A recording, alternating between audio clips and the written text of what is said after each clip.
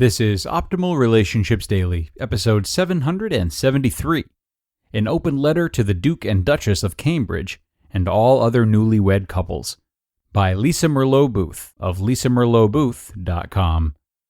Hello, everybody. I am your host, Greg Audino. Happy to be here with you for another ORD. Getting free relationship advice from an expert is a rare privilege, but today we will be getting some as Lisa Merlo-Booth sends an open letter for all couples out there, particularly newlyweds. But I think a lot of what she says applies to the self too. So let's hear what she's got for us this time and start optimizing your life. An open letter to the Duke and Duchess of Cambridge and all other newlywed couples, by Lisa Merlo-Booth of lisamerlobooth.com. First and foremost, congratulations on your recent marriage. I can only imagine the pressures the two of you must be under. This letter is a gift from me to you both, and any other newlyweds, who could benefit from advice that too many couples never get. I hope it helps give your marriage a healthy start. The first rule for newlyweds is likely the most important rule for you. You will have countless people telling you what to do, where to go, and how to be. You will have people telling you when to have children, how many children to have, and how to raise them. You will also have people wanting to get close, others trying to break you up, and still others spreading rumors. The way you handle all of this is by always remembering that you two come first. Imagine that you are both in a bubble. The primary bubble goes around you two first, the next larger bubble goes around you and your children, the next larger bubble includes your closest family members and friends, and so on. Do not allow work or other family members to enter the key nucleus bubble, or you risk shaking the foundation of your marriage. The most important bubble is always the two of you. Nothing enters the principal bubble until you both have talked and decided what's best for your family. Because so many of us are young when we first get married, and often greatly influenced by our families, putting our coupleship ahead of our families is one of the most difficult skills to master as a couple. Be diligent and remember, you two are the core, and always protect the core. Remember to make time for you to be a couple.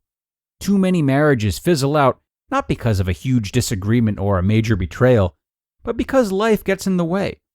Couples begin to get caught up in the demands of everyday obligations, and they forget to keep their fingers on the pulse of their relationship.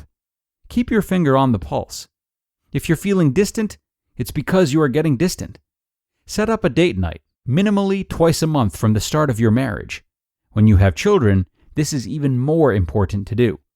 As flight attendants say all over the world, put your oxygen mask on first and then assist the children.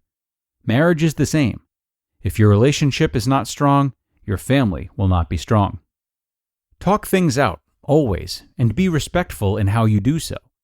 The most damaging thing couples can do in conflict is either become silent or become abusive in their fight. When we have silence, we leave no room for repair. Each unresolved incident becomes a crack in the foundation.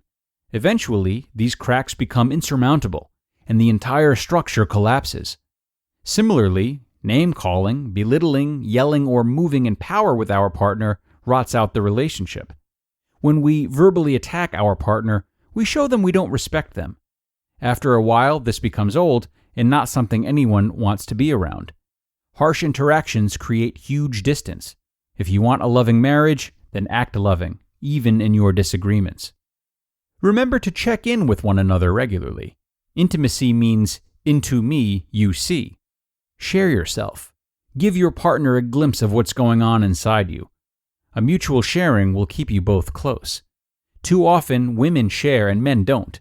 Those couples end up in my office. Don't make that same mistake. Do not allow your friends or families to dictate how you are with one another.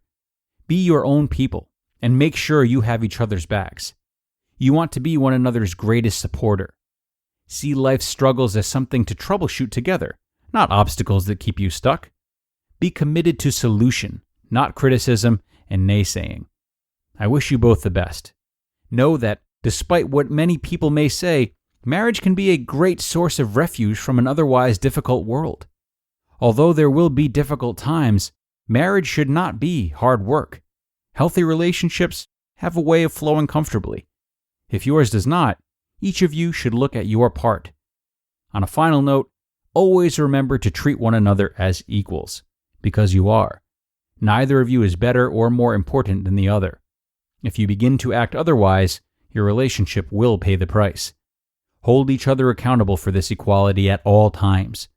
Holding yourself in warm regard and insisting others do as well will be the greatest gift to give yourselves and any future children you may have.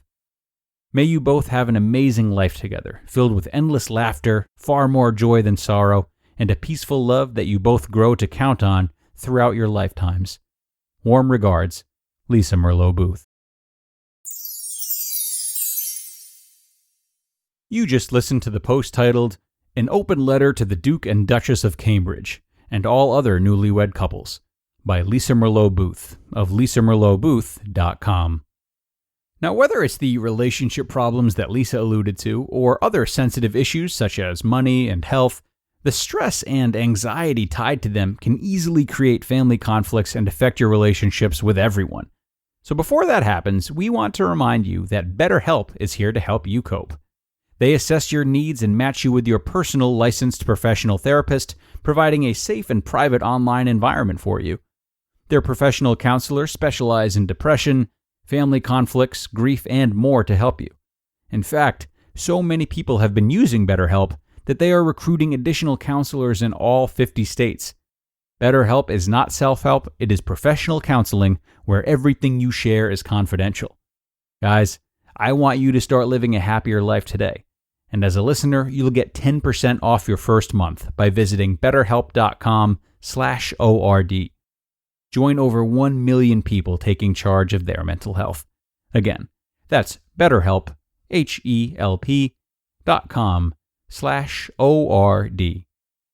And to no one's surprise, some great advice from Lisa today. I really love how she provides a visual aid by encouraging couples to consider the bubbles that they're in and the bubbles that stretch out further past their own. This is a great tool for putting everyone into perspective, including the balance and equality between partners. Yes, everything needs to run through their bubble first and foremost. But fear not, fellow singles, the same aid can really be applied to ourselves and our own lives. You know, it's very easy to be swayed by friends and family in ways that are not necessarily productive for us. And for that reason, it's equally valuable to consider the bubble that we are in ourselves, and then the bubbles that go past it. So, how can we look out for ourselves first and our primary needs, and then play nice with those around us? Just some food for thought. Thank you again to Lisa. Thank you all for being here today. I really had fun, and I love how palpable today's lesson was. I really do. We are going to be talking parenting for the next couple of days, so don't miss out, everyone. I will see you back here tomorrow, where your optimal life awaits.